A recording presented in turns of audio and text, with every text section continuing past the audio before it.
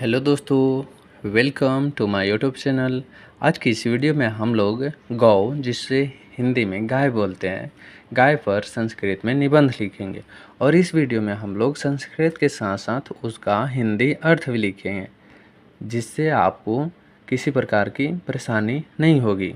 सबसे पहले मैं सभी संस्कृत के साथ साथ उसका हिंदी अर्थ लिखा हूँ। जैसे आपको दिखाई दे रहा होगा, इसको मैं सीरियल वाइज लिखा हूँ। क्यों? क्योंकि आप अगर 20 सेंटेंस जानते होंगे, जिससे अगर 20 सेंटेंस आपको पता चल रहा है तो आप उसका हिंदी अर्थ आसानी से जान जाएंगे। और अगर ये 20 सेंटेंस आप जान रहे हैं तो आपको बोर्ड एग्ज़ाम में लिखने में काफ़ी हेल्पफुल करेगा। तो स्टार्ट करते हैं। जैसे संस्कृत सेंटेंस लिखें और उसके साथ साथ उसका हिंदी अर्थ भी लिखें। फर्स्ट है गौ एकम उपयोगी पशु अस्ति, ठीक, जिसका हिंदी अर्थ लिख दिए यहाँ, ठीक। अब क्या होता है इसका अर्थ? गाय एक उपयोगी पशु है, ठीक। अगला है सा भारतस्य प्रिय पशु अस्ति, जिसका अर्थ होता है हिंदी अर्थ, वह भारत का प्रिय पशु है, ठीक। आगे चलते हैं। तीसरा सेंटेंस है गौ संत स्वभाव भवति, जिसका हिंदी अर्थ होता है गाय शांत स्वभाव की होती है। चौथा है लाइन सा हरितम तृणम खादति, जिसका अर्थ होता है वह हरी घास खाती है, ठीक। ये सबसे आसान सेंटेंस मैं आपको इसलिए दिया हूँ जिससे आपको बोर्ड एग्ज़ाम में याद रहे और आप आसानी से लिख पाएँ। पांचवा है गौ दुग्धम ददाति, जिसका अर्थ होता है गाय दूध देती है। और इससे आपको संस्कृत के साथ साथ उसका हिंदी अर्थ भी आसानी से लिखने आ जाएगा और सेंटेंस भी बनाना आ जाएगा।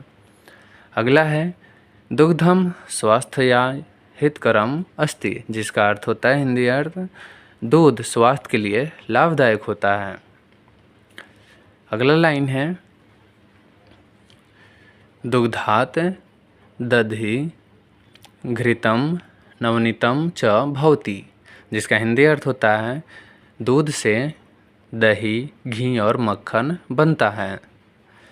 अगला लाइन है गावः कृषकस्य सहायिका भवति, जिसका हिंदी अर्थ होता है गाय किसान की सहायक होती है, ठीक। अगला लाइन है गोमयम उपलेपने उपयोगी भवति, जिसका अर्थ होता है गोबर लीपने में उपयोग होती है। जो गाय की गोबर होती है वो लीपने में, लिपाई पुताई में उपयोग में आती है और ये खाद का भी काम करती हैं। अगला लाइन में है गोमयात खाद अपि निर्मयते, जिसका अर्थ होता है गोबर से खाद बनाई जाती है, ठीक। अगला लाइन है गोमूत्रम औषध रूपेण प्रयुज्यते, जिसका अर्थ होता है गौमूत्र औषधि के रूप में उपयोग किया जाता है, ठीक। अगला लाइन गौ चतुर्ष पादेषु चलती, जिसका अर्थ होता है गाय 4 पैरों पर चलती है। यहाँ पर चलती के जगह पर भवती भी लिख देंगे, जिसका हिंदी अर्थ हो जाएगा गाय को 4 पैर होती है, ठीक। अगला है तस्या द्वयम भृंगो सन्ति, जिसका अर्थ होता है नीचे दे दिया गया है, ठीक है, जिसका अर्थ होता है क्या कि उसके 2 सींग होते हैं। अगला है तस्या एका पूंछा अपि अस्ति, जिसका हिंदी अर्थ होता है उसकी एक पूंछ भी होती है। गौ सर्वेभ्य प्रियम पशु अस्ति, जिसका अर्थ होता है गाय सबको प्रिय है, प्रिय पशु है, ठीक।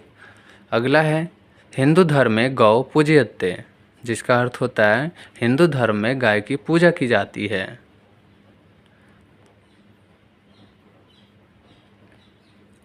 अगला है वयम गाव रक्षणम कुर्म, जिसका अर्थ होता है हम गायों की रक्षा करते हैं।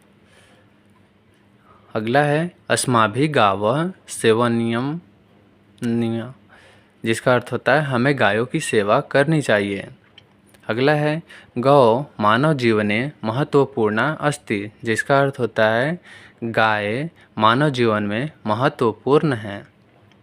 अगला है अतः गौ माता इति कथ्यते, जिसका हिंदी अर्थ होता है इसलिए गाय को गौ माता कहा जाता है। ये रहा आपका बोर्ड एग्जाम में टोटल 5 नंबर का पूछा जाता है। ठीक,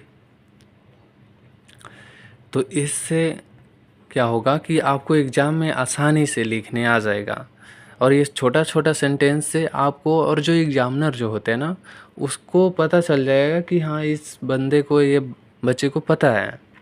ठीक, मिलते हैं तब तक नेक्स्ट वीडियो में। तब तक के लिए वीडियो को लाइक और चैनल को सब्सक्राइब ज़रूर कर लें। तब तक के लिए जय हिंद, जय भारत।